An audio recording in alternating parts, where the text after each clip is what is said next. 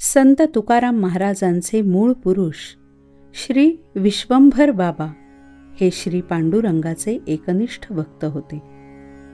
यांचे मूळ गाव महाबळेश्वराच्या पायथ्याशी असलेले प्रसिद्ध खोरे म्हणजे जावळी हे होते. चंद्रगुप्त मौर्याचे क्षात्र घराणे पुढे मोरे या नावाने रूढ झाले. त्यांच्या घराण्यामध्ये पांडुरंगाची सेवा चालू होती.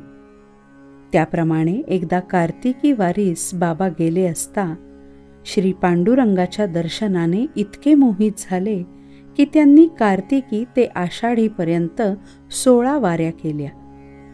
पुढे त्यांनी महिना पायी वारी चालू ठेवली व श्री पांडुरंगाची सेवा केली.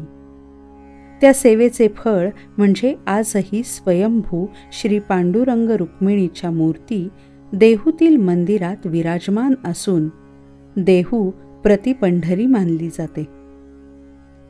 आता सुद्धा देहूच्या परिसरातील भाविक शुद्ध वारीस देहूत येत असतात.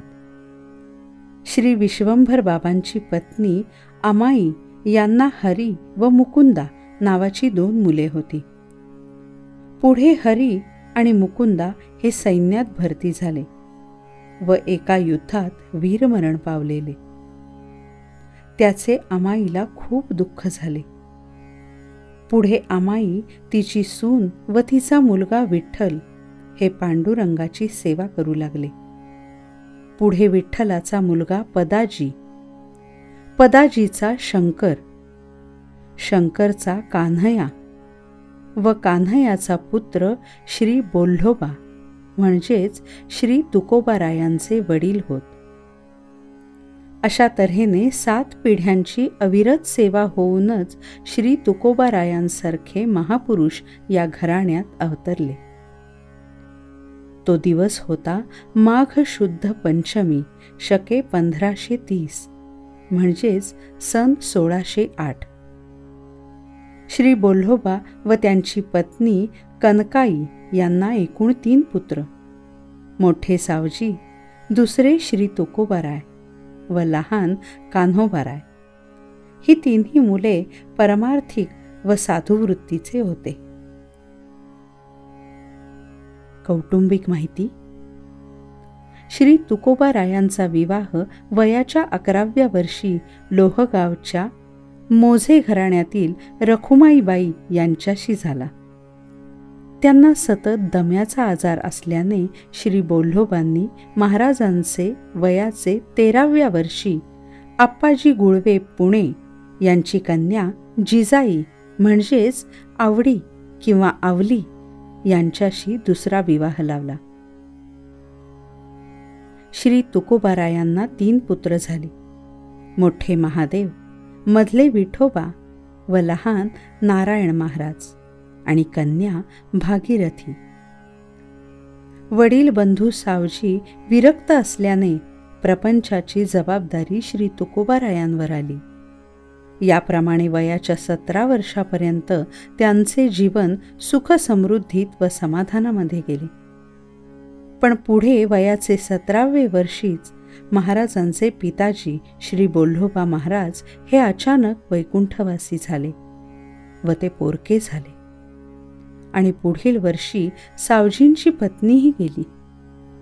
वडील बंधू विरक्त असल्याने निघून गेले व धाकटा वयाने लहान आणि याच वेळेस संपूर्ण महाराष्ट्रावर एक दैवी आपत्ती आली.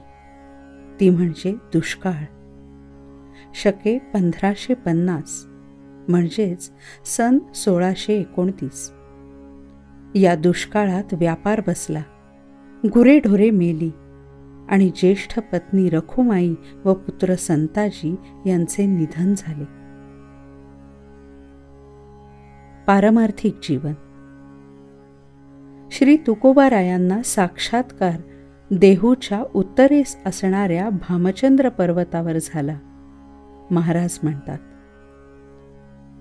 भामगिरी पाठी वस्ती जाण केली, वृत्ती स्थिरावली परब्रह्मी. 15 दिवसा माझी साक्षात्कार झाला, विठोबा भेटला निराकार. गुरुपदेश व परंपरा. श्री तुकोबारायांना गुरुपदेश स्वप्नामध्ये शके 1554 माघ शुद्ध दशमीला गुरुवारी झाला. माघ शुद्ध दशमी पाहुनी गुरुवार, केला अंगीकार तुका म्हणे. गुरु परंपरा राघव चैतन्य, केशव चैतन्य, बाबाजी चैतन्य, श्री तुकोबाराय चैतन्य.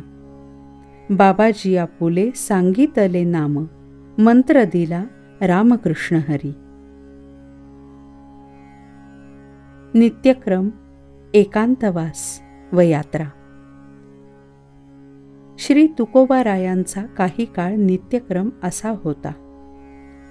प्रातःकाळी इंद्रायणी स्नान, श्री पांडुरंगाच्या देवळात पूजा अर्चा करणे, एकांतवासात भामचंद्र, भंडारा किंवा घोरडेश्वर जाऊन ज्ञानेश्वरी, एकनाथी भागवत, संत नामदेव महाराजांची गाथा, संत कबीर महाराजांची गाथा आणि अजूनही संतांचे ग्रंथ व वेदांत पुराणे पारायण.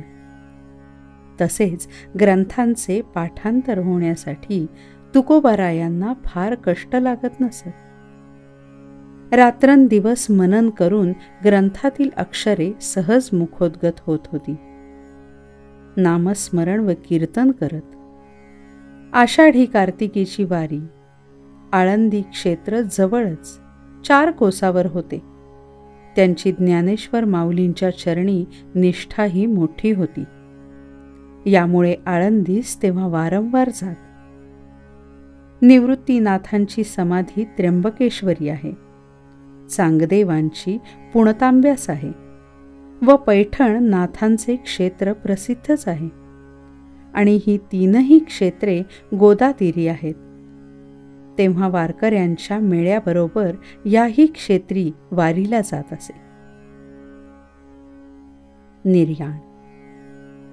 शके 1571 फाल्गुन वद्य द्वितीयेला संत श्री तुकोबारायांचे निर्याण झाले. प्रयाणकाळी देवे विमान पाठविले, कलीच्या काळा माझी अद्भुत वर्तविले. मानव देह घेऊनी निजधामा गेले, निळा म्हणे सकळ संत तोषविले.